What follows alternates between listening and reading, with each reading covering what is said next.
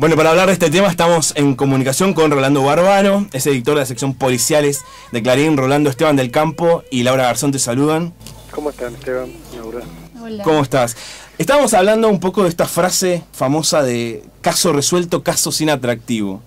¿Qué es lo que cautiva de los casos con finales inciertos? Y el caso con final no resuelto, por lo menos que la investigación judicial no pueda llegar a un buen puerto, en general mantiene vivo la intriga y el misterio en los lectores, ¿no? En el público en general. Es como un afrodisíaco que tiene la noticia policial, la no resolución. En general siempre decimos nosotros, cuando un caso policial, por más que sea muy interesante, el hecho en sí, digamos, supongamos un caso con mucho derramamiento de sangre, mucha pasión, pero que el asesino se entrega en el momento, obviamente es un caso que está destinado a ser flor de un día, ¿sí? A morir casi con el mismo nacimiento. Digamos que es casi como se podría hacer un paralelismo con lo que pasa con la literatura policial o con las películas policiales, donde al televidente o al público lo que lo mantiene atrapado hasta el final es saber qué fue lo que realmente pasó, ¿no? Con las noticias suele pasar eso también. Claro, y más allá del hecho delictivo en sí, ¿qué otros aspectos se deben tener en cuenta a la hora de escribir una crónica policial? La crónica policial vive del detalle, ¿no? Del pequeño cosa que puede parecer insignificante a grosso modo, pero que termina por ahí atrapando la atención del lector porque es lo que lo permite identificarse, ¿sí? Digamos, por ejemplo, cómo estaba vestida la víctima, cuáles eran sus gustos, supongamos musicales, qué es lo que había en su vida más allá del hecho de sangre en sí, ¿verdad? Estos pequeños detalles que son los que hacen una buena novela policial suelen ser los que hacen a una buena noticia policial, digamos, a contar bien una noticia policial, que es lo que permite que el lector se identifique, se enganche con la noticia. Siempre la noticia policial tiene una carga de morbosidad, que es lo que atrae a una gran cantidad de público. Ahora en este momento, a la espera de que se levante el secreto de sumario, donde empiezan a aparecer otras características a la hora de escribir una crónica policial, ¿en qué medida puede influir en la opinión pública este giro subjetivo que adquiere un caso? Digamos, habría que partir de un debate sobre la objetividad del periodismo, ¿no? O sea, una vez que la noticia policial está mediatizada, ¿sí? Que entra en los medios, sí, empieza a tener una dosis de subjetividad que hace que la opinión pública de una manera u otra sea influenciada.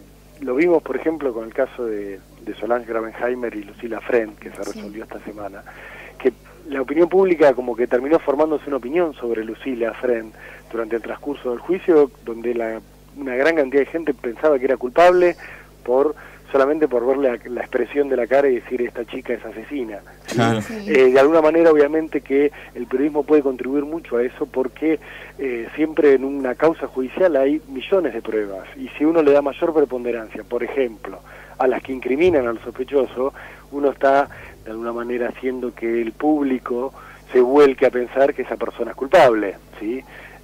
Si está bien o está mal es otra historia. También es cierto que el periodismo tiene que contar una historia y al contar una historia necesariamente uno le va a buscar el costado más atractivo y en general el costado más atractivo siempre es el que le apunta a la culpabilidad del candidato favorito, del sospechoso de siempre, digamos, en algunos casos, o en el caso de Lucila Fren, como que toda la gente estaba esperando conocer un poco qué era lo que le incriminaba, cuáles eran las pruebas de que esta mujer podía ser culpable. Este intercambio, digamos, de subjetividades entre el periodista y el lector, y esta condena mediática que se puede producir, ¿puede llegar a influenciar en algún momento la realidad jurídica? Bueno, muchas veces los jueces hacen referencia cuando llegan a una sentencia en un juicio oral que ha sido muy mediático. Sí. Suelen hacer una referencia a las presiones que han ido recibiendo por la exposición que ha tenido el caso. Ellos obviamente, los jueces dicen que no son influenciados por la opinión pública y de hecho, pero al mismo tiempo se quejan de que la opinión pública esté esperando algo de ellos. Yo desde el periodismo pienso que la publicidad de los casos penales es necesaria, ¿sí? Que es un acto más de alguna manera de gobierno, de administración de los poderes del Estado, con lo cual la gente tiene que enterarse qué es lo que ocurre en las salas de tribunales, porque también es una garantía para los propios acusados. que se sepa qué es lo que pasa. Ahora, los jueces tienen que ser lo suficientemente profesionales y probos como para poder abstraerse de todo eso, ¿sí? Por algo son profesionales a los que se ha puesto en ese lugar de privilegio después de décadas de carrera. Sí. Entonces, ellos tienen que convivir con eso. Seguramente va a haber una influencia por parte del público, pero digamos que es parte de las reglas del juego y de la necesaria publicidad republicana de los actos de gobierno, en mi opinión. Claro, sí. Pero, por otro lado, ¿por qué crees que siempre que aparece una mujer asesinada, socialmente se sospecha de la pareja de la víctima? Digamos que en general es como una práctica que surge de la policía misma, ¿sí? El policía siempre busca al sospechoso más fácil, al sospechoso que mejor encaja por perfil en lo que ocurrió y que le permite resolver el caso de manera más rápida. Digamos, si fue una mujer, va a buscar primero que nada al marido. Sí. Si no tiene marido y la mujer era linda, va a buscar al vecino que le tenía ganas. Si la mujer fue apuñalada, va a buscar al carnicero porque sabe manejar el cuchillo. Aunque parezca mentira, son como costumbres policiales que muchas veces llevan a terribles errores y a terribles injusticias, ¿sí? También sabemos todos que la policía en general tiende más a perseguir al pobre, al humilde, al morocho, sí, al distinto, digamos. Al perejil. Uh-huh. Exactamente, es como un ADN que tiene la policía, ¿sí? Y que a veces la justicia tiene la clarividencia para separar esto de lo que realmente es prueba verdadera y a veces se termina comiendo el sapo. Pero digamos que a partir de eso es que obviamente el periodismo va a reflejarlo, porque no olvidemos que el periodismo policial tiene como primera fuente al policía, ¿sí? Sí. Hoy matan a una mujer en su casa y nuestra primera fuente va a ser el policía. Después hablaremos con el fiscal o con el juez del caso, pero muchas veces el fiscal o el juez del caso no toma contacto directo con la prueba que hay en la investigación hasta pasados 2 o 3 días. Y obviamente nosotros como periodistas tenemos que informar en el mismo momento, ¿sí? Si somos una radio o televisión, a los 10 minutos, media hora de conocer la noticia tenemos que estar saliendo al aire. Y nos vamos a esperar a que la justicia empiece a separar qué es verdad, qué no. Tenemos que dar una primera información. Y ahí es donde muchas veces cometemos errores, involuntarios obviamente, pero son errores, de transmitir al público algo que termina siendo en realidad un reflejo de un prejuicio policial. Partimos de ese primer reflejo policial y cuando ya está la primera información, después ¿hasta qué punto, hasta qué lugar se puede llegar a indagar en la vida privada de la víctima o de los sospechosos también, sin caer en una violación de la intimidad? Y es un límite delgado. Yo creo que está en la ética un poco de cada periodista y también el condicionamiento que tiene la ética de ese periodista de acuerdo a la ética del medio. Lo pensábamos por el caso de, por ejemplo, Nora Dalmazo. Por eso mismo, digo, sí, hay un primer freno que siempre tiene que poner el periodista, ¿sí? Su ética personal, en cuanto a hasta qué punto avanzo y revelo. Sí. También el periodista está condicionado por el medio para el que trabaja, ¿sí? Si trabaja para un medio que le da mayor libertad o si trabaja, digamos, por ejemplo, para un diario sensacionalista. Si un periodista trabaja para Crónica, para Muy, para Libre, para Diario Popular, si uno va al jefe y le dice, mirá, yo me parece poco ético esto, le dice, mirá, nosotros vendemos diarios a partir de mostrar lo que nadie muestra, de mostrar la sangre, de mostrar la intimidad. Entonces, digamos que es complicado. El periodista tiene su propia ética, pero también tiene que acomodarse a la ética del medio.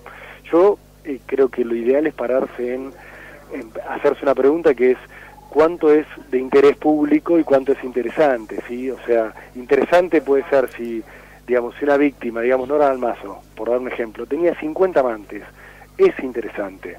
Ahora, ¿es realmente de interés público eso? ¿Tiene que ver con su muerte? ¿Hacia la causa? ¿Hacia la causa o hacia el chusmerío, digamos? Lo interesante, digamos, siempre va a ser, ¿no?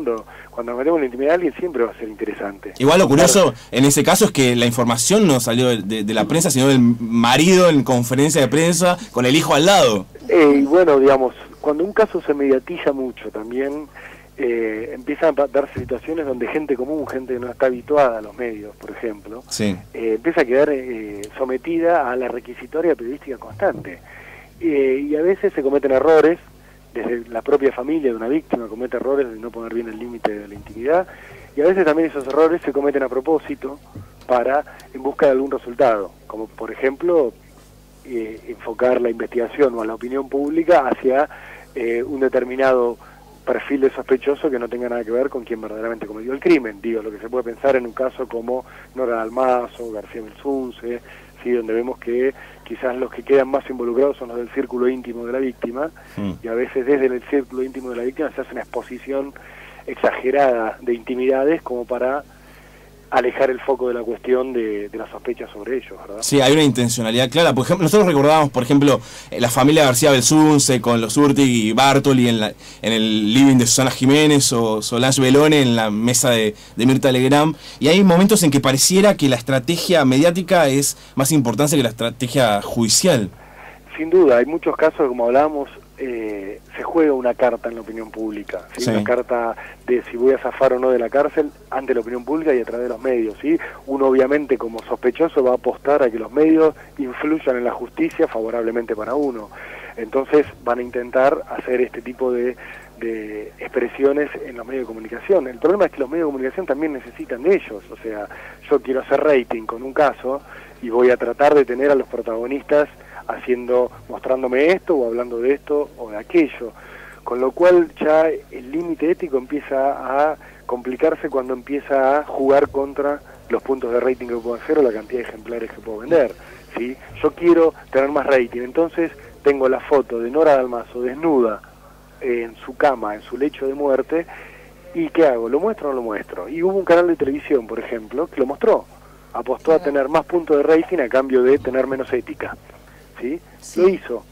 A veces lo que se hace con los acusados es, si vos venís a mi programa a contarme tu versión del caso, yo no te voy a hacer preguntas que te pongan en una situación incómoda.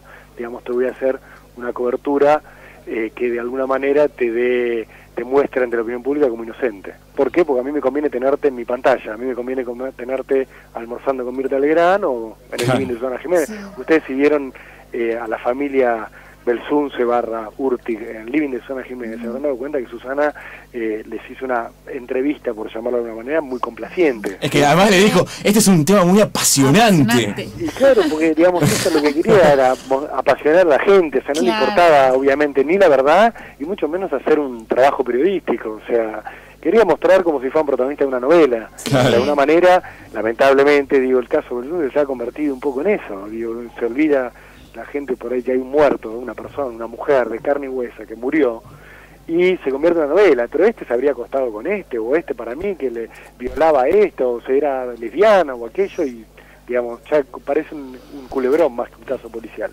Sí, bueno, Rolando, muchísimas gracias por haberte comunicado con nosotros, y en cualquier otro momento te volveremos a llamar para que nos contestes algunas otras inquietudes que tengamos. Cuando quieran, ha sido un gusto. Chao, gracias. Muchas gracias. Era Rolando Barbano, editor de la sección Policiales de Clarín.